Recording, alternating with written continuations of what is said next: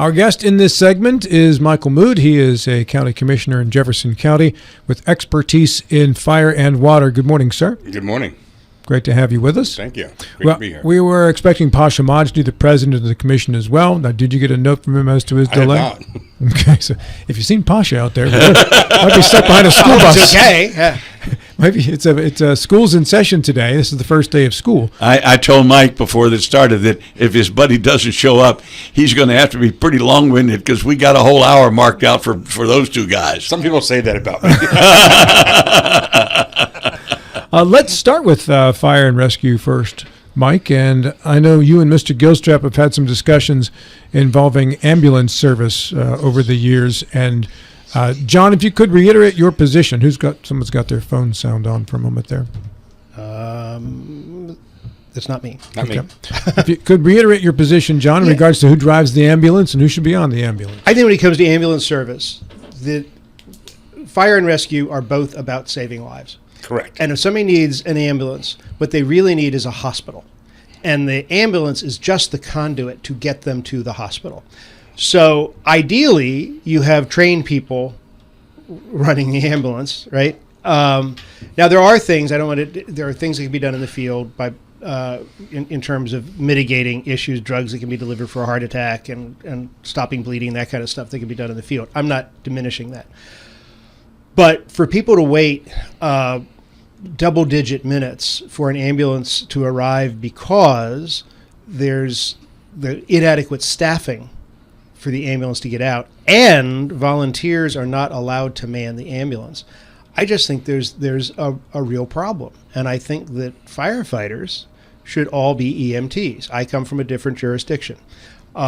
Certainly advanced first aid. I'm not sure what the qualification is to get on an ambulance anymore. When I started, if you're a Boy Scout, you could drive the ambulance, right? But it just seems to me that we've got a real delayed response issue that is unnecessary because the system is broken. I think that fire trucks, if it's a choice, if you got minimum manning in a firehouse and there's an ambulance call that comes in, the firefighters leave the fire trucks behind and they take the ambulance to the call, because the ambulance, the life-saving, is more important than a structure fire that might not happen. I would agree with you. And the way our system works in Jefferson County, in West Virginia, for the most part, your volunteer firefighters have a required standard through the fire marshal's office. They have to have their firefighter 1 as well as their first aid to be able to respond on fire apparatus. When we get to our career side, they are required to have EMT as well as be a firefighter. The EMT is actually the higher priority coming in because the fire service is assisting. It is working with the volunteers to help them get their apparatus out, not necessarily replace them. So I do agree with you there. Trying to get on the volunteer side the extra hours for that training for something that they're really not doing is a pretty tough sell. In principle, I also came from somewhere else in the beginning, and if you were going to be a fireman, you were going to be an EMT. But the training time for that was massively different. And as volunteerism is dying, trying to get the firefighter training alone is hard enough. You add the EMT to that, it's much harder. And I think it's going to be a faster failure of that. Well, what really hurt the volunteer system in Virginia, where I come from, were the ever-increasing training requirements on firefighters. Correct. And, put the wet stuff on the red stuff is still pretty much what firefighting is about. Yes. Right? So is that happening in West Virginia too? Are we getting steadily increasing training requirements that are making it harder and harder for volunteers? Absolutely. It's the training requirements are harder and harder. When I first started in PG County, Maryland, it was a 32-hour volunteer recruit school, got you on a fire engine, and then you would start working up towards your firefighter 1, and it was about a 40-hour class. Last I've heard, it's 170-ish hours. Is that universal around the country or specific to West Virginia? Specific to West Virginia, what your West Virginia standard is. So do you go by the IFSTA, International Fire Service Training Association? I'm not sure which standard they use for that, but I believe that is correct. So that would be a firefighter 1 rating. Again, it's been a long time. Firefighter 1 rating was an absolute across all state lines when I was doing it, because it was IFSTA is this certification accrediting group, and they were the ones that kept increasing the training. I personally, because I'm a dedicated volunteer and I'm a conspiracy theorist, I think this is driven a lot by the IAFF, the International Association of Firefighters. Are they the paid ones? Yeah, Yes. they're the paid guys. To make it more and more difficult for volunteers to be able to do what they do. I mean, they got other jobs, and I just, out of thousands of calls I ran, there was a precious handful that required any training beyond the firefighter 1. You roll out the hose, you put it on the fire. Now, the EMT stuff was a little more advanced, but even then, I was an EMT, called EMTA back at the time, was an ambulance, as opposed to a paramedic. And if I got in over my head, then I call for the paramedic or a helicopter, somebody to come. But if they were not available, it's called a scoop and swoop. You throw the injured guy in the back of the ambulance and you run like hell to the hospital, because that's what he needs. He needs a doctor. He does not need some guy with dirty hands out in the field. Correct. And EMTA, you're right. Back then, that was your basic.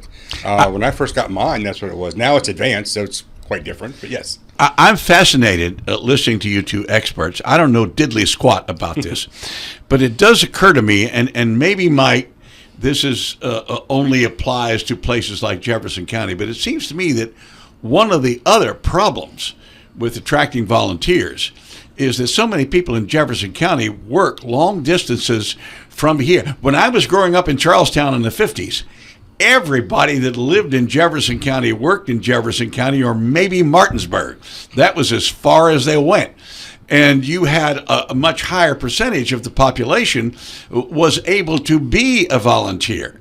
And it occurs to me that that's part of the problem too. Certainly not all of it, but part. That is absolutely part of the problem. Jefferson County has become a bedroom community with the vast majority of its population working out of town. Yeah. And when you work out of town, you don't have that time. When I used to work for a company out in Northern Virginia, very focused on them, I had a hard time getting home to do things, sometimes simple things like coach my son in Little League. That's actually was kind of the changing point for me when I think it was a second or third year in coaching.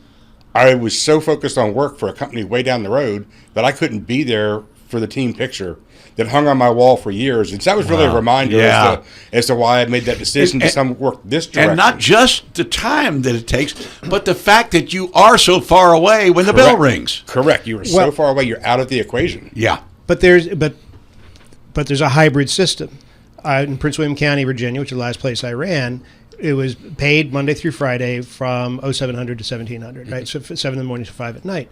And then it was volunteer for the rest of the time. Correct. The hour between like 5 and 7 p.m. could get a little dicey because people are stuck in traffic. But after that, the duty crews would work, and all weekends the duty crews would work. And it was the way that it was a hybrid system that allowed for coverage during the day when the volunteers couldn't be there.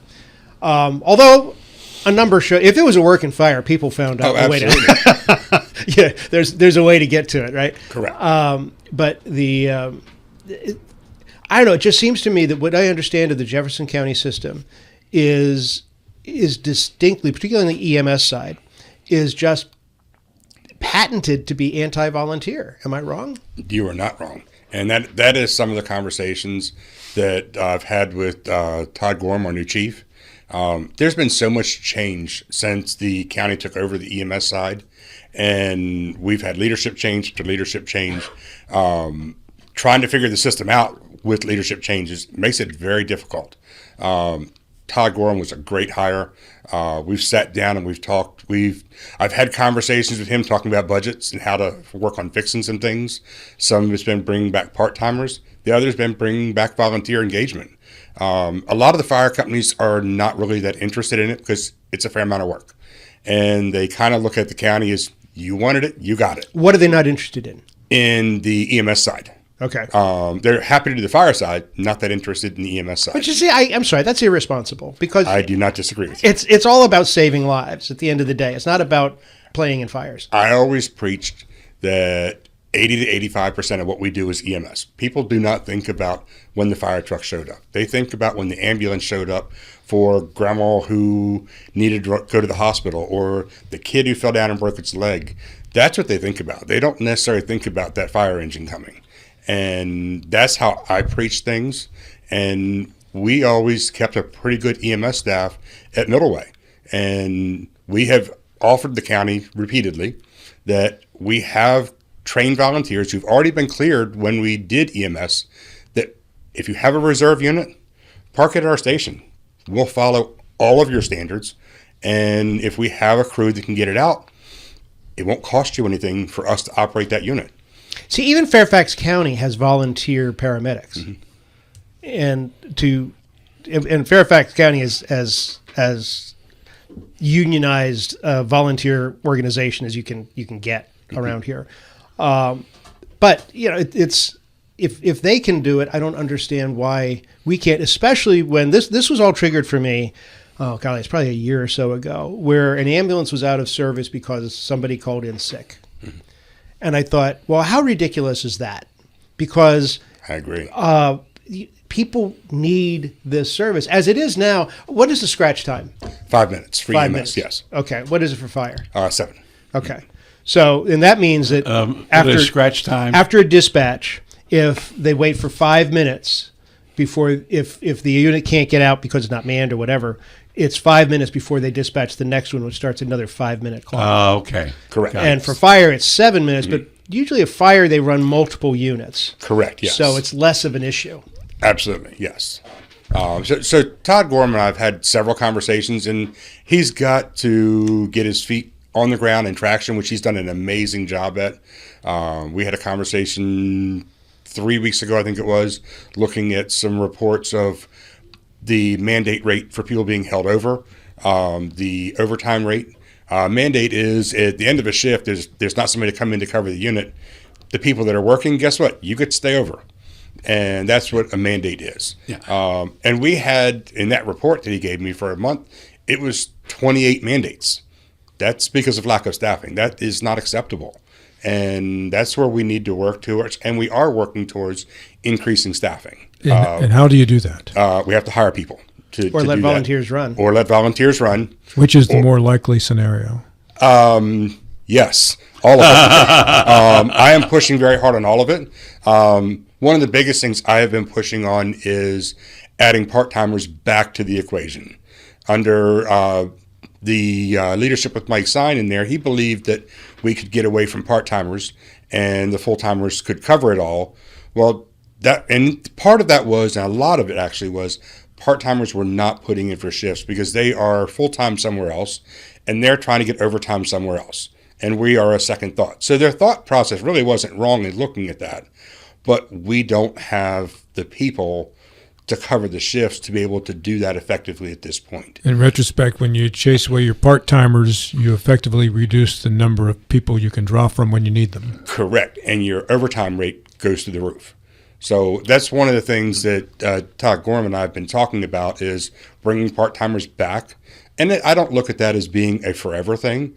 I look at that as being more of a short-term thing. And short-term could be 4 or 5 years until we get staffing levels up high enough that we either don't need the part-timers or the need for them goes much further down. But I also think that we need to get volunteers back into the equation. One more question, John, before you Yeah, go. a segue. Hold on one before you change it. Oh. In regards to overtime, I know firefighters work shifts that the average person doesn't work. Correct. So is overtime 80 hours in a pay period, 40 hours in a week? How's it calculated? I would have to see the number. It's 92, I believe it is. 92 in a pay period? Yes, I believe that's correct. So I you would have to look to see that exact number, but I believe that's about correct. Okay, go ahead, John. Yeah, just a little bit of a segue from this, but related. Up on the Blue Ridge, I keep hearing stories from people that I know who live up there that they're just not served by EMS properly. What is the situation as you see it, Mike? So the situation I see it is when the county took over EMS, they looked at hotspots, and that's how they decided their staffing. Hotspots meaning the highest call volume. They did not look, I think, as much at response time. to somebody. So when you look at Blue Ridge Mountain, Blue Ridge Mountain area is being served by Citizens Fire Company's staffed unit and Friendship Fire Company's staffed unit. That's a good ways away. That is a good ways away. That is a huge increase in response time. And Middleway, we are predominantly getting them coming out of Independent Fire Company, some of them coming out of Citizens, but we went from an average response time of about 6.5 minutes to about 14. In Middleway? In the Middleway area, correct. Wow. And that's if you don't have a train that is blocking the path out that could come in multiple directions. And when you look at volume, Middleway and Blue Ridge are fairly similar. We will see kind of ups and downs of them, but they're fairly similar in volume, and they're fairly similar in the increase in response time. Are there ambulances based at both Blue Ridge Mountain Fire Hall, and which is on the northern part of the mountain, north of Route 9, and also the substation, which is near Shannondale? Under the old system with volunteers having it, yes, there was. Currently, no, there is not an ambulance staffed or housed in the mountain. There's not one at Middleway, and there's not one at Bakerton. Well, I really think we have to have them all of those places. I agree with you. And that's something that I've been pushing on, is trying to get them back there. There's a plan coming, but the problem is with the turnover of staffing, when you look at other areas that the pay is so much higher, we get to be a stepping stone department.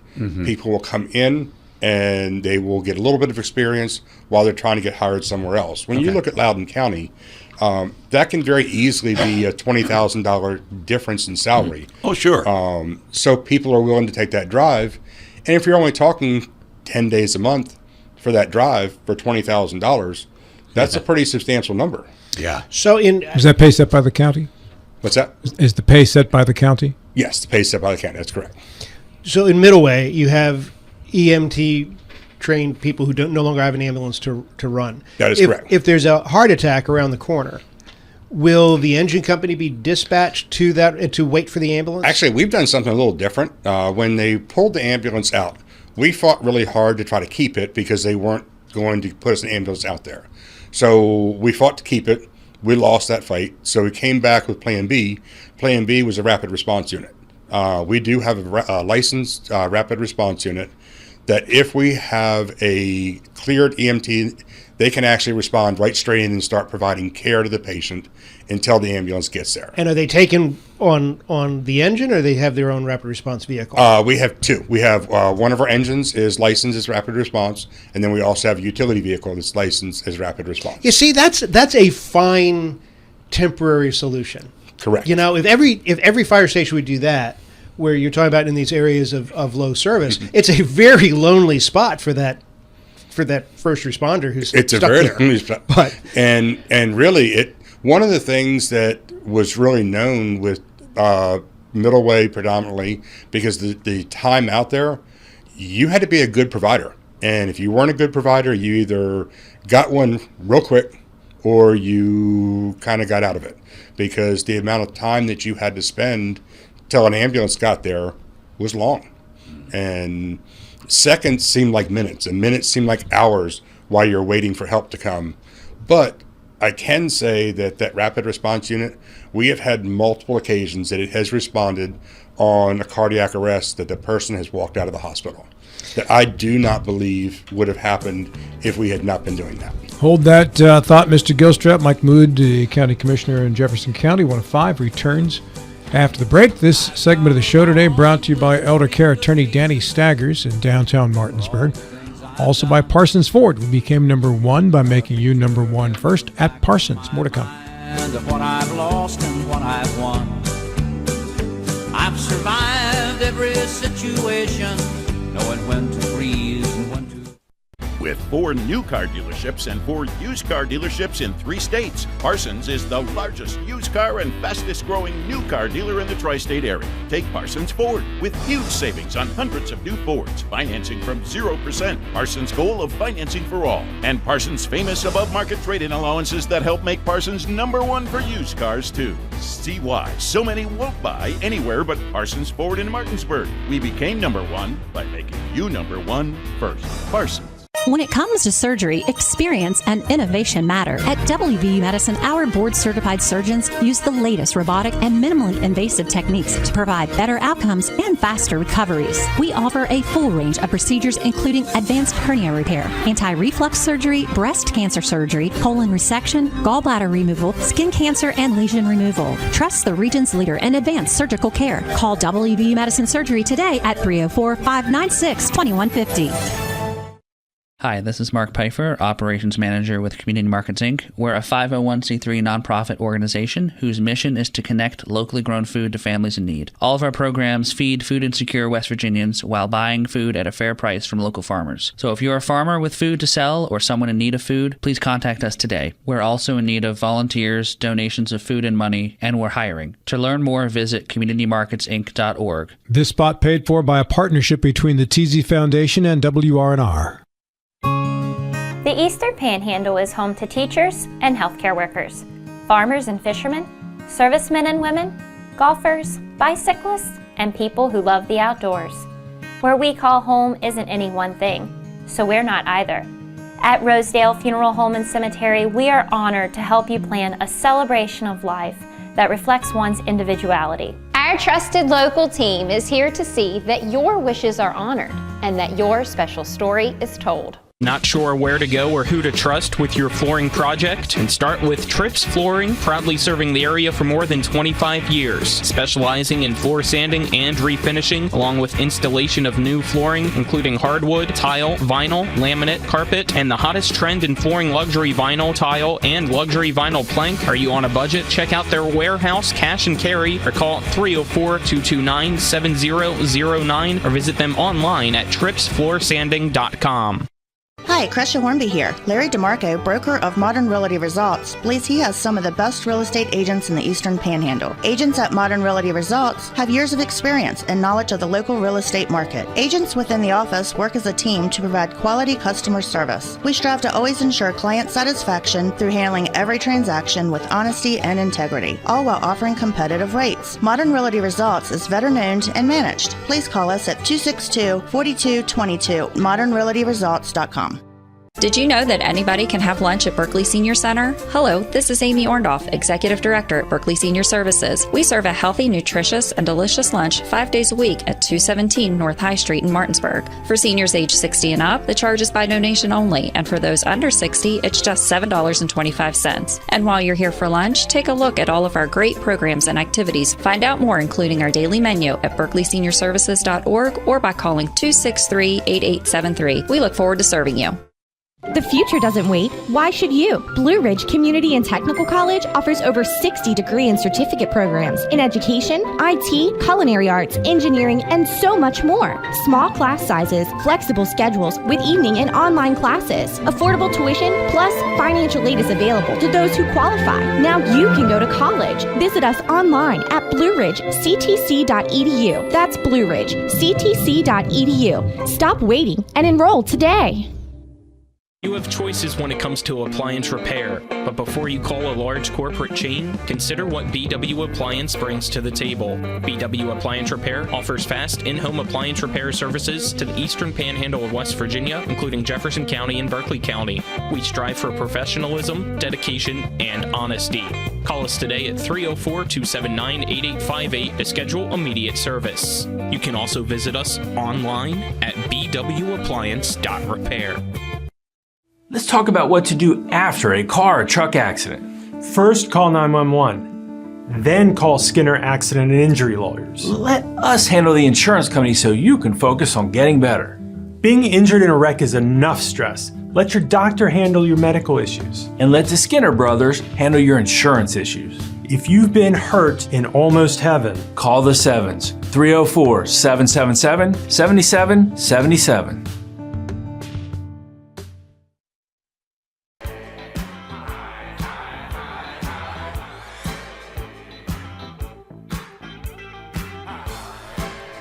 We are produced by Brady Batmasters and brought to you in part by the Skinner Accident and Injury Attorneys at SkinnerWins.com. Also by Hagerstown Ford and Hancock Chevrolet. Get your next vehicle from their website. You never have to step in the showroom. They'll deliver it to you, and if you don't like it, they take it back. At Hagerstown Ford and Hancock Chevrolet, they do that with service now. 2. Let's welcome back our co-host, 26-year veteran of the House of Delegates, former Deputy Revenue Secretary of the State of West Virginia, Vietnam War combat veteran John Doyle. Good morning, everybody. Good morning, sir. New York Times best-selling author, retired firefighter, safety engineer, king of all that is Netflix, the social assassin, owner of the thickest manuscript you've ever seen, Mr. John Gilstrap. Good morning. In the last segment, we spoke off air. I think this is a great opportunity for all you young folks who are out there standing in the town square, carrying signs and protesting what everybody else should do in order to help your community. Why don't you look into volunteering into the Fire and Rescue Service and actually do real good in a fine way? And you can certainly be used, and I guarantee it's very rewarding. It is, absolutely. And all the stations are looking for volunteers. I do want to point out that many of those folks, I know them, are volunteering in other areas already.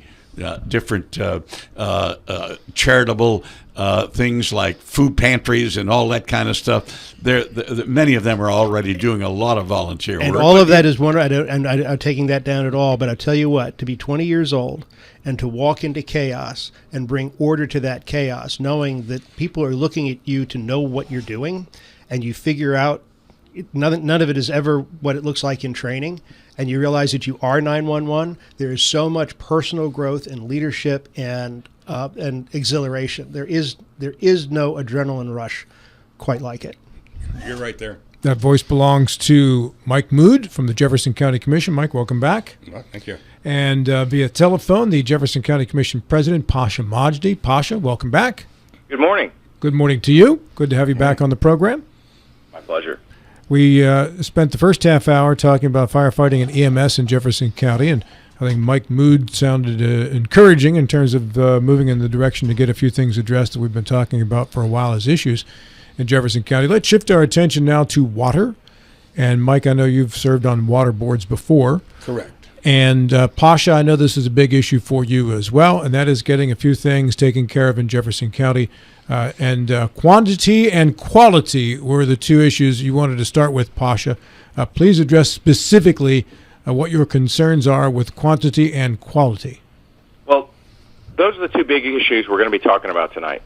We have a county commission meeting this evening, and over the past couple of years, folks all over the county have been very concerned about water quantity issues because the question that has come up is if we have a new type of use that comes into the county that draws a lot of water out of the ground and takes it out of the county for sale or for whatever, what does that do to everybody else's neighboring wells? And how can we address that?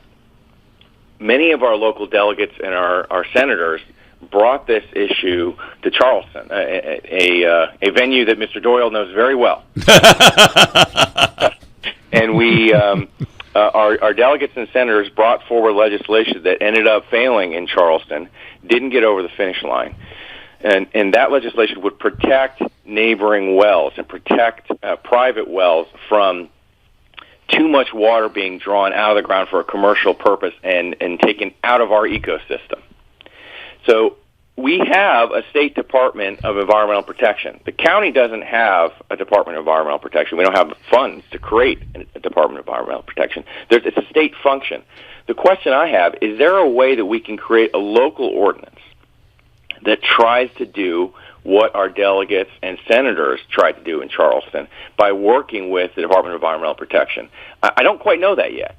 We'll try and figure that out tonight. We're going to look at the model legislation that didn't quite make its way through the process in Charleston.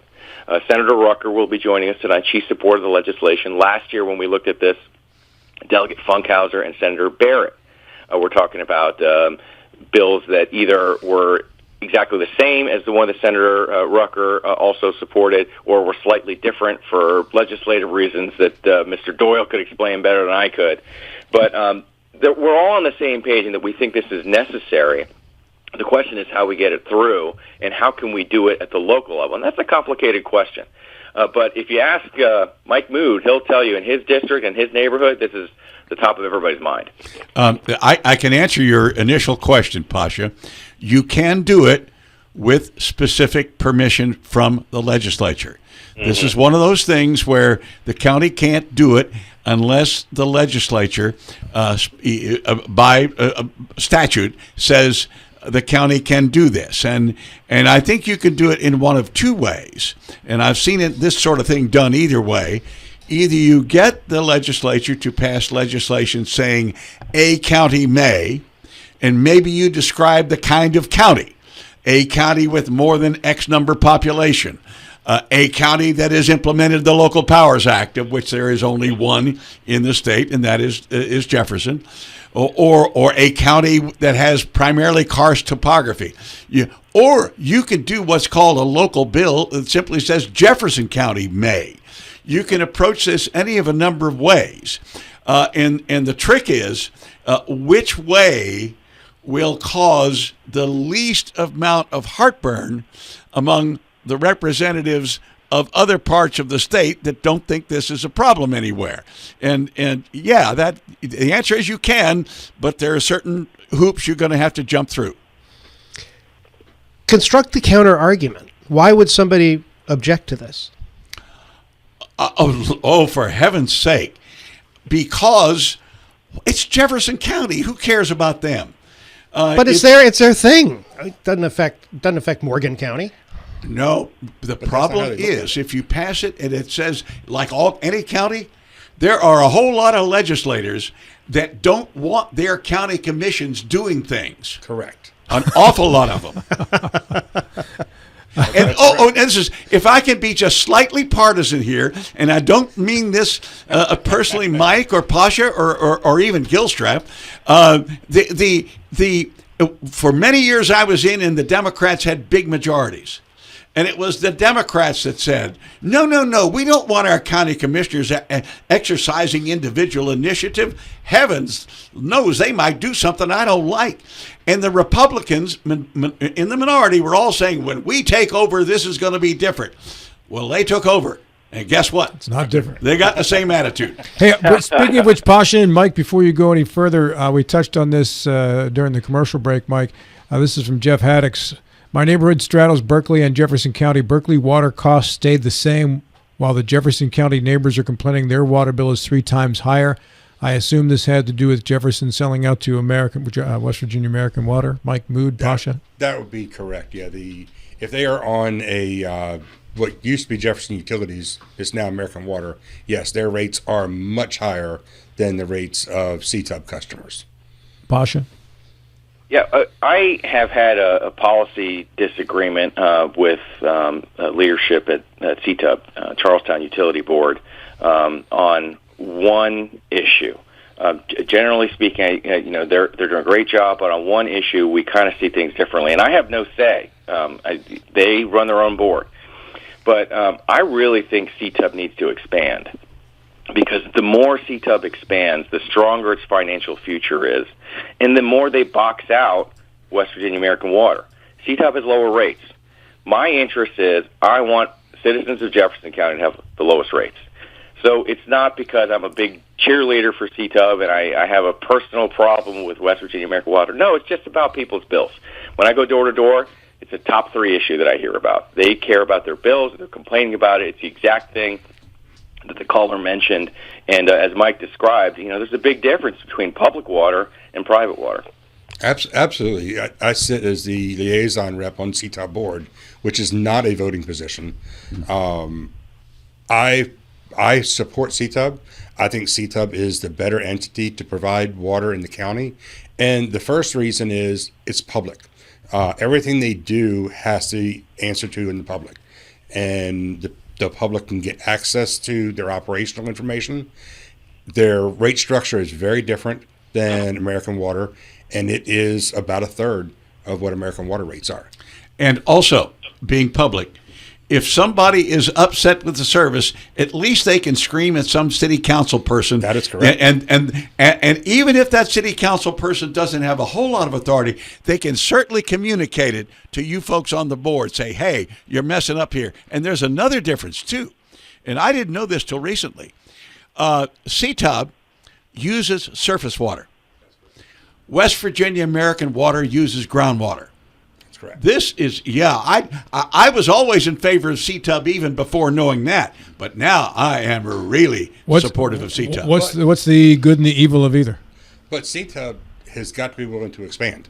And that was one of the problems that, in my opinion, I saw, was they were not really that willing to expand out of the city as far as what they should. In particular, a project out at Summit Point Motorsports Park. They worked on it back and forth for almost 2 years.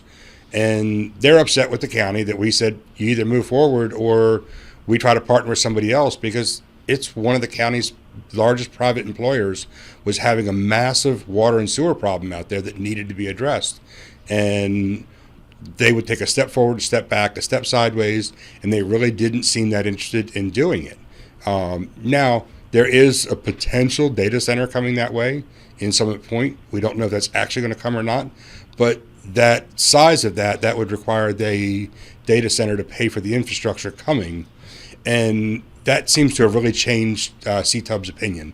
And they're actively now looking towards expansion out that direction. Also expansion out towards the Height Road Park area with sewer and water that direction. So there is a lot of change that I've seen in them recently, and I think it's positive. I will go back to the same question. What's inherently good or bad about using surface water versus groundwater? So your surface water is it's a river. So it is. It's actually Shenandoah. Okay. But it's water that has come from subsurface to surface. If you're taking it subsurface, it never makes it to surface. And there there are some that were when they did the plant in Shenandoah Junction. From friends of mine's farms had some springs that no longer have water in them since that well opened up, and they were starting to pull that subsurface water. Go ahead, Pasha. Yeah, sorry about that. The other issue we were talking about earlier, protecting private wells. When you're doing groundwater, you just don't know how you're going to affect your neighbor when you have something called karst topography. We got a lot of karst in Jefferson County, and that means that the water flow underground it's just very different than in other areas, and it means that it's basically all interconnected. You could actually, not just Shenandoah, but Peckin Creek, a major stream, and a lot of it is rainwater that runs off anyway. Correct. Yes. So it's just much, much better to use surface water. Absolutely. Yeah. Speaking of water, and I know this is not a Jefferson County Commission thing, it's part of, the planning, but what is the latest in regards to the suit that's going on with Sidewinder, or whatever they changed their name to, Valor America, whatever it was called? It's still pending. It's pending. Do we know when the next progression point is on that? It's coming, I think, in the fall, but I don't know the answer on that. Isn't the Supreme Court of Appeals the next point of contact? Yes. Okay. Yeah, and the Supreme Court of Appeals has yet to decide whether they're actually going to hear the case or simply make a ruling based on the court record at the trial court level. That's my understanding as well, yes. Yeah. We're winning right now. I back the Planning Commission on this. I don't have a vote on the Planning Commission, but 100% back the Planning Commission on this. And the court sided with the Planning Commission. So we're winning right now. Now, it could reverse. You never know. The legal system cannot be predicted. We just don't know what's going to happen, and that's why we're looking at these local ordinances to protect the county if things don't go our way legally. Did the county, refresh my, it's been so long, did the county prevail on essentially a technicality that things were not done in the proper way, or no. What was the basis for the county prevailing? The basis for the county prevailing is that the judge ruled that the Planning Commission has authority to make the determination that it made in the best interest of the citizens based on the facts that were presented. So it was a question of, does the Planning Commission have this authority? And the judge ruled yes. That's a good kind of win. So at the Supreme Court level, the plaintiffs, Sidewinder or Valor Reward or whatever it is, would have to prove that the Planning Commission did not have such authority. Is that right, Pasha? Right, and that's a legal question, and that's why I can't predict it, because it's not based on facts. It's based on what a judge thinks the law of West Virginia is. Right. Correct. In regards to water issues, Pasha, was there a second part to this? Well, we're also looking at water quality issues, and we have sewers all over the county, and we have failing septic tanks all over the county. And this issue is not getting enough attention because when you have failing septic tanks, things leak out, and it gets in the water supply, and it's just like the karst issue I talked about earlier with our unusual topography. It can affect water all over the county. So failing septic tanks are a major problem in Jefferson County for that reason and for other reasons. It's really a problem all over the United States. But we're paying attention to it here. One of the things that we're going to talk about is that when we have a sanitarian who makes a determination, that sanitarian's determination should be considered a scientific determination, and it should be a formal process.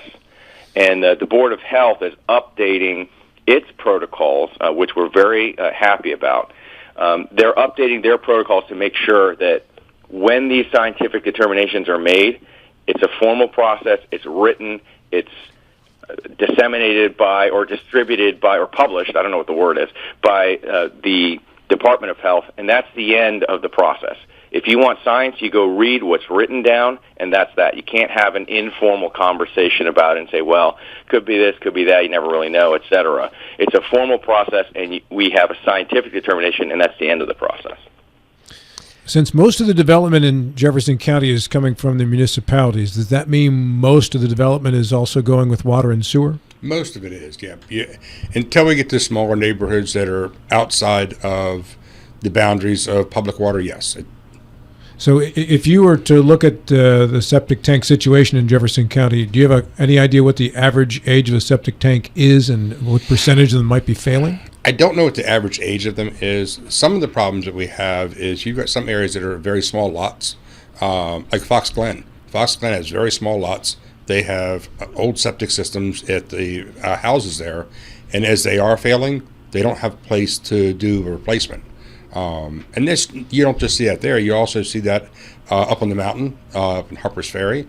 A lot of the property up there started out as recreational lots, and the lots are small. So if you don't have a reserve to be able to do a septic system, that's a problem.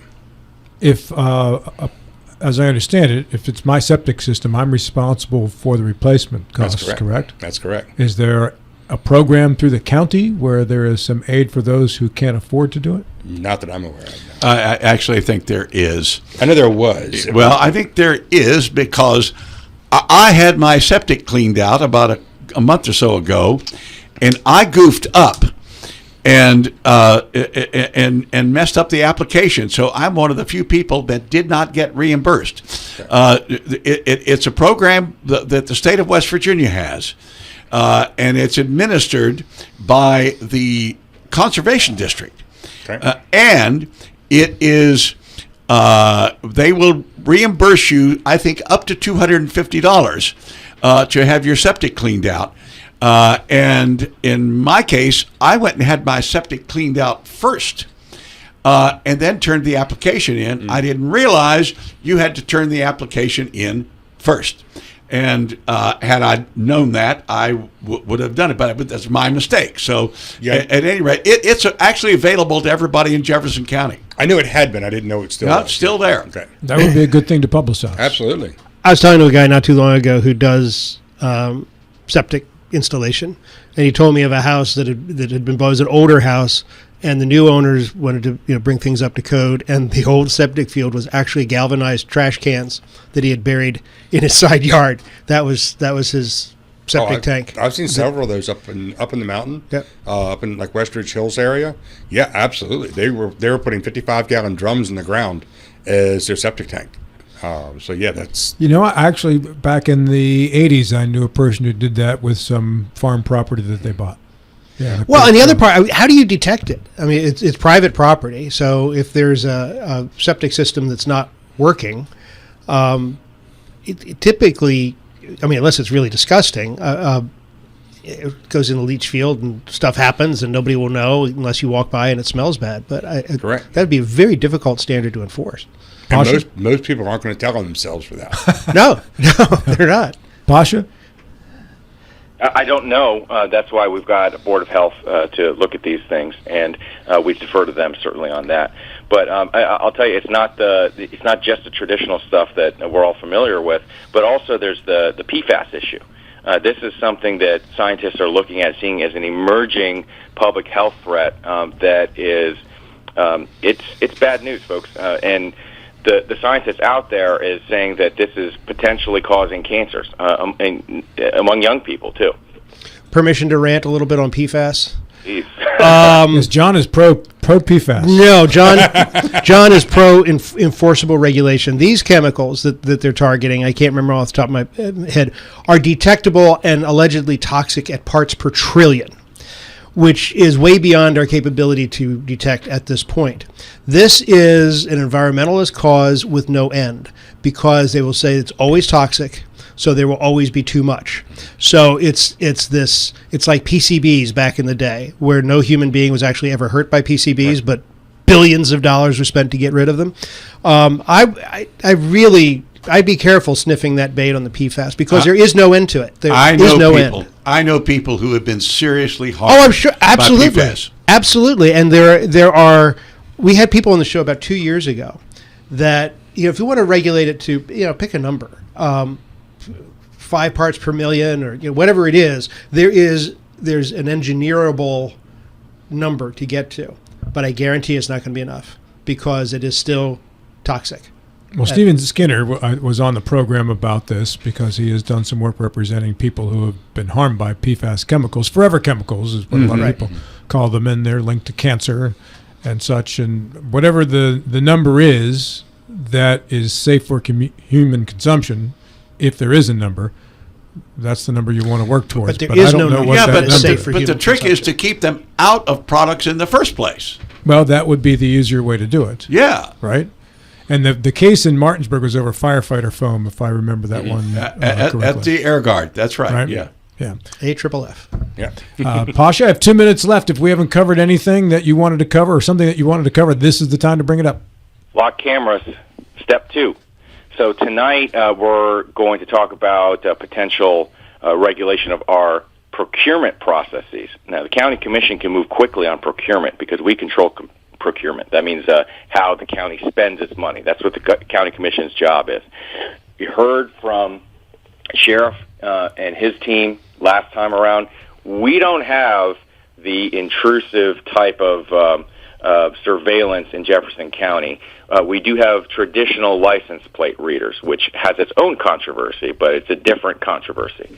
We use the traditional type. So what I'd like to do, and we'll see what my colleagues think tonight, and this is kind of what the tone of the conversation was last time, is I'd like to draw the line here and say we're not going to get into that game of having this advanced technologies, these advanced cameras that are tracking and looking at your biological fingerprint or your digital fingerprint. I don't know what the terms are. I'm still learning this thing, but they're just way too advanced and way too intrusive. We can pass a procurement policy that says we're not going to buy any of that technology for Jefferson County, and that's something I'm interested in. These folks, I've heard the CEO interviewed yesterday, day before, whatever it was, have gone from the darlings of the tech world to pariahs in like a minute and a half. Yes, yeah.